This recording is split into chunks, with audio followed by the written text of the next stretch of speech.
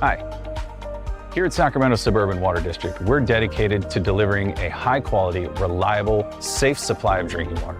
We value professionalism, ethics, respect, robust standards, collaboration, and health and safety. This video series is meant to inform you on how we're here to help you with any water-related issues you may have. I'm Greg Bundesen, Water Conservation and Communications Supervisor, and welcome to Tap Talk.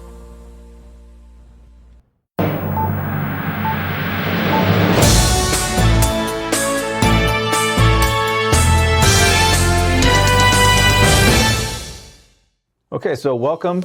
Again, my name is Greg Bundesen, Conservation and Communications Supervisor here at Sacramento Suburban Water District, and this is Tap Talk, and I'm here today with Josh Taylor. Josh, why don't you tell us a little bit about yourself and what you do here? I'm a water conservation tech here with Sac Suburban. I do a number of things. Either it's from full-blown water audits, we'll come out and audit your irrigation systems, or leak investigations, as well as conduct water waste investigations as well. Okay, so leak investigations. Tell me a little bit more about that. What is a leak investigation?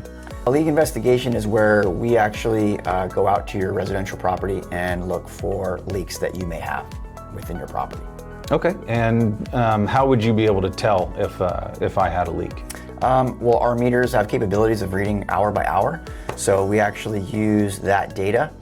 If it's got an hour by hour leak over a 72-hour period, we can see that, and then we'll either reach out, or if you find that you have a high bill, typically that's the most common, customers will reach out and contact us. Okay, and take me through the steps of a leak investigation. How would you conduct one of those?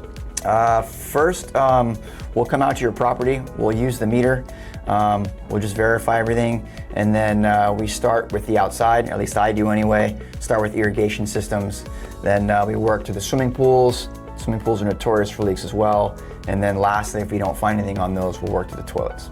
Okay, and so an irrigation leak, what would be a common irrigation leak? The most common irrigation leak is probably a weeping valve. Valves are notorious for just basically letting water go out into the system. Sometimes you see them, sometimes you don't. Most of those leaks can be very small, and you'll never know they're even there. Okay, and what about the pool? What's the most common leak you find in a pool? Most common leak is with the autofills for pools. Swimming pools are notorious for autofill malfunctions. It's very similar to what you would find in a tank for a toilet. So what's the most common type of residential leak you find? Toilet leaks are the most common. Toilet, and what would leak in a toilet what would cause a toilet leak? Either a flapper or an out-of-adjustment float valve. And so how would you repair those?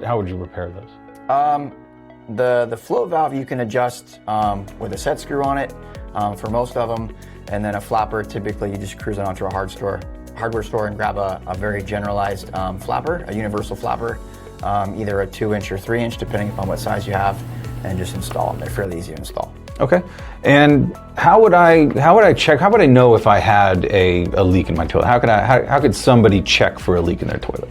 The easiest way is just to cruise on into your kitchen, look for some just household food coloring, take the tank lid off the tank of your toilet, put some food coloring in there, let it sit for about 5 to 10 minutes, and then after that point, look into the bowl, and if that color is the same as the food coloring you put in there, then you more than likely have a flapper leak. Okay, so how can somebody sign up for a leak investigation? It's fairly easy. You can either give us a call at the district at 916-972-7171, or you can also reach out to us online at www.sswd.org. Okay, great. Thanks, Josh. I really appreciate your time. And if you think you have a leak, again, that number is 916-972-7171. We appreciate you for joining us today. We'll see you next time.